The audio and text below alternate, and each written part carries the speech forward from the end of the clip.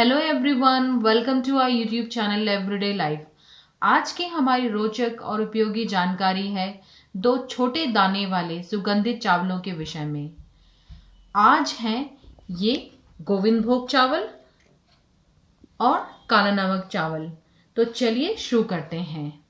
आज सबसे पहले है ये गोविंद भोग चावल।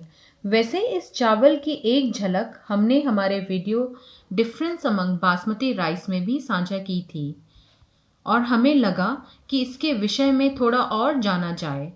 आप में से बहुत से लोग देसी यानी कि असली चावल जो हाइब्रिड ना हो के विषय में भी जानना चाहते हैं, तो ये चावल उनमें से एक है। यह छोटे दाने वाला चावल बहुत ही सुगंधित चावल है। यहाँ हाथ में ये गोविंद भोग चावल है और ये है बासमती चावल। इससे आपको इस गोविंद भोग चावल के आकार का पता चल रहा होगा। और पकाने के बाद ये चावल थोड़ा चिपचिपा हो जाता है। खाने में ये थोड़ा मखनी और हल्की मिठास से भरपूर होता है। यह चावल भारत के पश्चिम बंगाल के कुछ जिले जैसे बर्धमान, हुगली, नदिया, बीरभूम में पिछले 400-500 सालों से उगाया जा रहा है। इस चावल का उपयोग पूजा में भगवान गोविंद जीव के भोग बनाने में होता था और वहीं से इसको अपना नाम गोविंद भोग मिला। इस चावल को 2017 में जीआई यानी कि जियोग्राफिकल इंडिकेशन टैग भी मिला है और इन चावलों का उपयोग अनेक व्यंजनों जैसे खिचड़ी, पायस और पुलाव में किया जाता है। इस चावल को पकाने के लिए आपको इसको पानी में भिगोने की आवश्यकता नहीं है। यह चावल आपको किसी बंगाली परचून की दुकान या ऑनलाइन स्टोर में ही मिल पाएगा। इस चावल का दाम 125 से 140 रुपए प्रति किलो से शुरू हो जाता है। और आज का हमारा दूसरा चावल है ये काला नमक चावल। यहाँ हाथ में ये काला नमक चावल और ये बासमती चावल। आपको इससे इस काला नमक चावल के आकार का पता चल रहा होगा। ये सफेद छोटे दाने का चावल बहुत ही सुगंधित होता है। ये काला नमक चावल भारतवर्ष के प्राचीनतम और उत्कृष्ट चावलों में से एक है।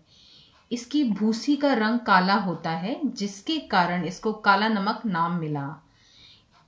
ईसा से 600 सालों पहले लगभग भगवान बुद्ध के समय से उत्तर प्रदेश के सिद्धार्थनगर जिले के बहुत से गांव जो नेपाल की सीमा के समीप हैं, वहां ये उगाया जा रहा है।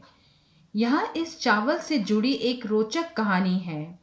कहते हैं जब राजकुमार सिद्धार्थ ज्ञान अर्जित कर भगवान बुद्ध हो गए और वो वापस कपिलवस्तु का दौरा कर रहे थे, तो रास्ते में मथला गांव के निवासियों ने भगवान बुद्ध से प्रसाद मांगा।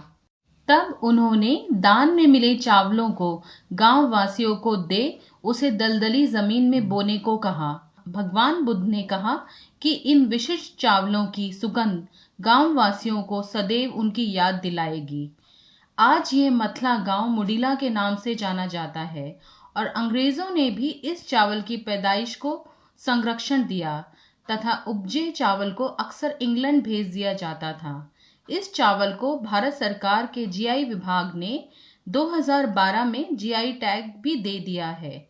यह चावल पकते हुए बहुत सुगंध देता है। यह बासमती की ही तरह खिला खिला बनता है। इस चावल को उबले चावल की तरह या पुलाव बनाने में भी उपयोग में लाया जाता है।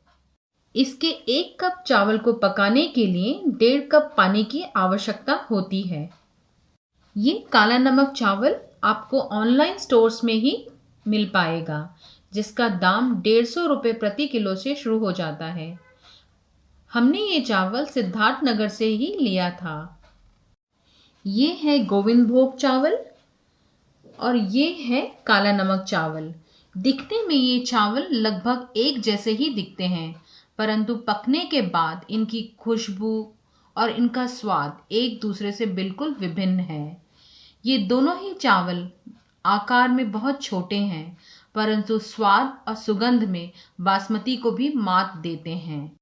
यदि आपके आसपास के क्षेत्रों में कुछ विशिष्ट चावल हैं, तो आप उनकी जानकारी भी हमारे साथ साझा करें। हम आशा करते हैं ये छोटे चावल अपनी बड़ी सुगंध से आपकी एवरीडे लाइफ को अवश्य सुगंधित करेंगे।